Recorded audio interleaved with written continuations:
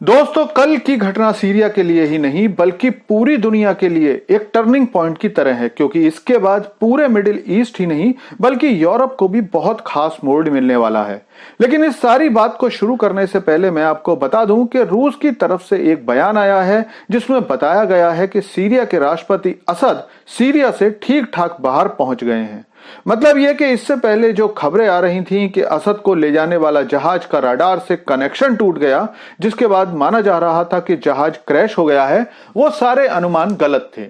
रूसी बयान में यह नहीं बताया गया था कि राष्ट्रपति असद किस देश में गए हुए हैं। हालांकि कुछ खबरों में यह बताया गया है कि राष्ट्रपति असद और उनके परिवार को रूस ने ही शरण दी है और अब वो सुरक्षित हैं। इस सारे घटनाक्रम का अगर सबसे बड़ा विलेन कोई समझा जा रहा है तो वो रूस है, और वो इसलिए कि रूस के सीरिया से संबंध बहुत ज्यादा मजबूत माने जाते थे।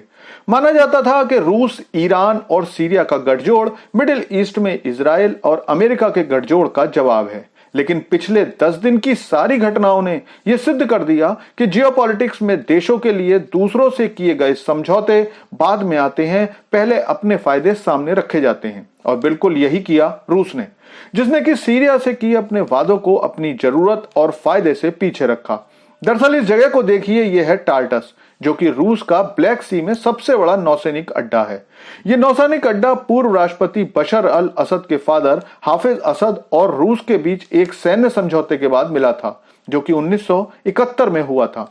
इस समझौते के कारण 1971 से 2000 तक हजारों सीरिया के सैन्य अफसरों और प्रोफेशनल्स ने रूस में ट्रेनिंग ली।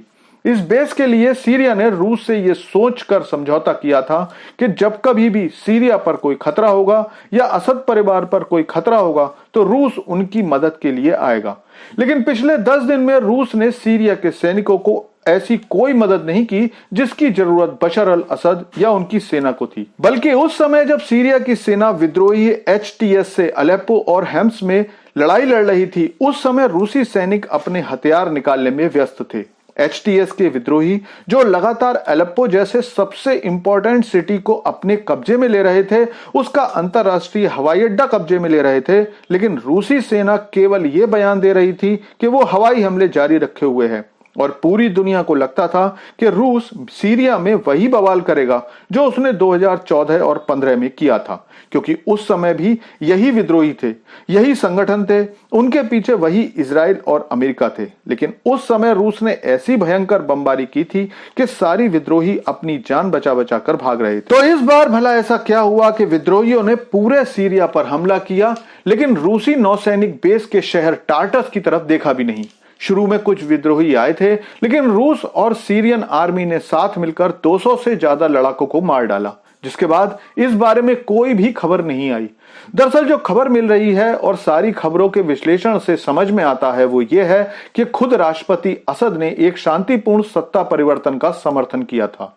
सुनने में यह बात आपको अजीब लगेगी, लेकिन जब असद ने देखा कि अलेप्पो पर विद्रोहियों ने कब्जा कर लिया है तो उन्होंने खुद ही सत्ता छोड़ने का मन बना लिया था। और यह बात इसलिए कही जा सकती है क्योंकि इतने बड़े देश में विद्रोहियों को कोई खास विरोध का सामना नहीं करना पड़ा।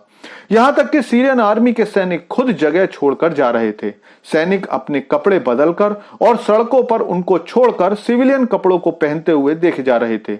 और जब किसी देश की सेना और नागरिक ही विरोधियों की आवभगत कर रहे हो तो भला रूस उनके लिए अपने हथियार और सैनिकों को क्यों खतरे में डालता। लेकिन क्योंकि इससे पहले रूस पर आर्मेनिया को धोखा देने का आरोप लग चुका है, तो केवल इसी बार नहीं बल्कि आगे इतिहास में भी यही माना जाएगा कि रूस ने सीरिया को धोखा दिया। लेकिन जल्दी ही आप देखोगे कि सीरिया भले रूस के हाथों से निकला हो, लेकिन इसका फायदा पश्चिमी देश यूक्रेन को रूस में शामिल करके देंगे, जितना रूस अब तक कब्जा कर चुका है उस पर। क्योंकि लगता यही है कि यही डील या तो हुई है या इन देशों के बीच हो जाएगी।